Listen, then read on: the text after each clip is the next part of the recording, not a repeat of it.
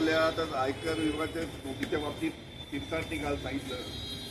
त्यांनी श्रीकांत शिंदेचं सुद्धा नाव दिलं, पण त्यांनी श्रीकांत शिंदे सांगितलं मला अशा कोणत्याही पद्धतीची नोटीस आली. कारण श्रीकांत शिंदेचं नाव का घेतलं हे अजून कळायला काही मार्ग नाही. तेव्हा श्रीकांत शिंदेला नोटीस नाही, विधानसभेमध्ये श्रीकांत शिंदेचं नाव घ्यायची आवश्यकता तीर्थाटनांना नव्हती. त्यांनी का घेतलं?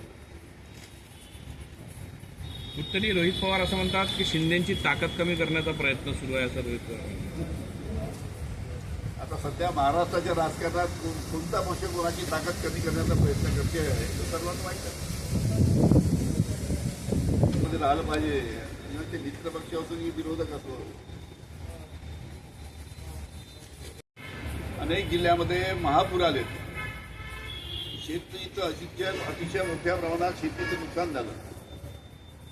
जवळजवळ 8,000 हेक्टरच्या वरती शेतीचं नुकसान विदर्भामध्ये झालेलं आहे. आणि या शेतीचं जे नुकसान आमच्या शेतकऱ्यांनी झालं आहे त्याला मोबदला राज्य शासनाने द्यावा, त्याच्यासाठी काही 450-500 कोटीची मागणी केलेली आहे.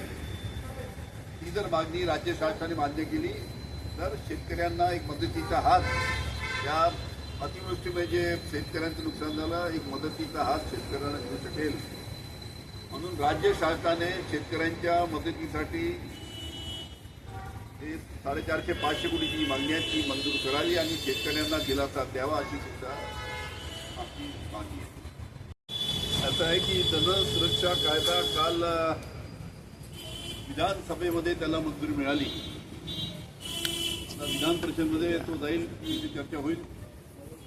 पण हा जनसुरक्षा कायदा राज्य शासन आणण्याचा त्यांचा जो आग्रह आहे त्याच्यामुळे जनसामान्यामध्ये अशी भीती आहे की विद्यार्थी, शेतकरी,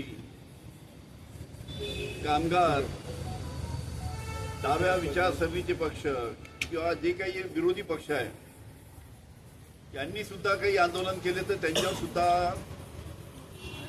कारवाई होईल का, काही मनमानी किंवा काही आखतापोटी कारवाई होऊ शकते का, अशा प्रकारची भीती शेतकऱ्यांमध्ये, विद्यार्थ्यांमध्ये, कामगारांमध्ये, राजकीय पक्षामध्ये आहे.